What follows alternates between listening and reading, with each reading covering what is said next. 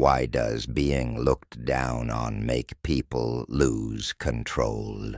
In the mountains, when farmers sell pigs, before the buyer arrives, they usually feed the pigs extra grain to increase the weight. And when the buyers weigh them, they usually deduct part of that weight. People call it deducting the full stomach. It is an unspoken rule in the mountains. Everyone knows it. A little more here, a little less there. Usually, the matter passes like that. That day in Aya village, the pigs had already been weighed. The only thing left was deducting the full stomach weight. The difference was small, only a few dozen yuan. That kind of situation was very common. Add a little, just a little, the matter could normally end there. But the old man absolutely refused. He kept insisting. His pigs had not been overfed. He repeated that sentence again and never stepped back. I started becoming impatient. In the end, I said directly, "Forget it. Let's stop arguing. I'll give you the difference." I thought the matter could end there. But he did not accept it. His reaction even felt sudden.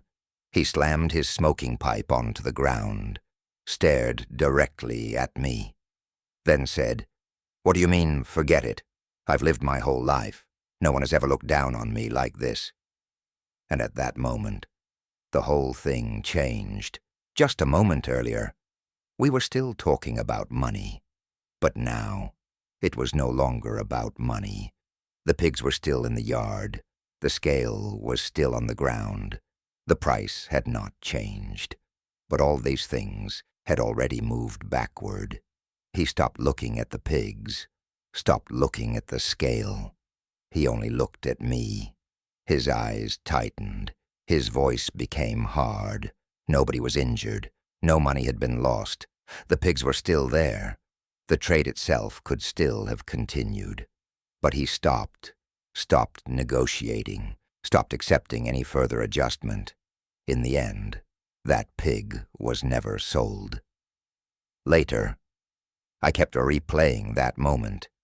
A few dozen yuan could originally have solved the problem, but what truly would not let him stop was no longer those few dozen yuan.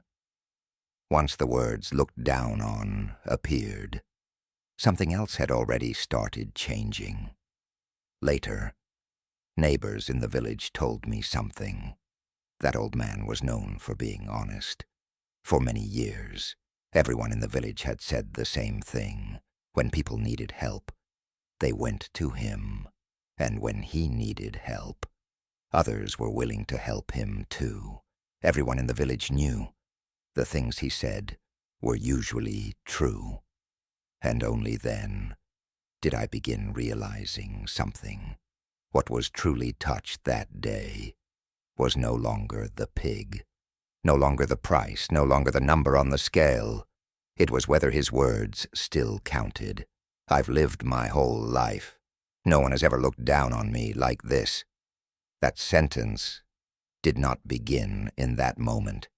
Behind it was something he had spent many years maintaining. And if he accepted that result that day, the money would arrive, the matter would end, the pig would be sold. But something else would slowly begin loosening. Not the pig, not the price, but this. Do this person's words still carry weight? Because you were not only doubting whether the pig had been fed, you were denying whether his words were worth believing. And being honest was the thing he had spent years holding upright. So the actions afterward were no longer about protecting a few dozen yuan. They were about stopping something else from continuing to collapse. The trade stopped. The pig was no longer sold. His words became harder. His body became stiffer. And after those actions appeared, that thing which had started loosening slowly became stable again. And if that is true, then why must the things people say continue to hold.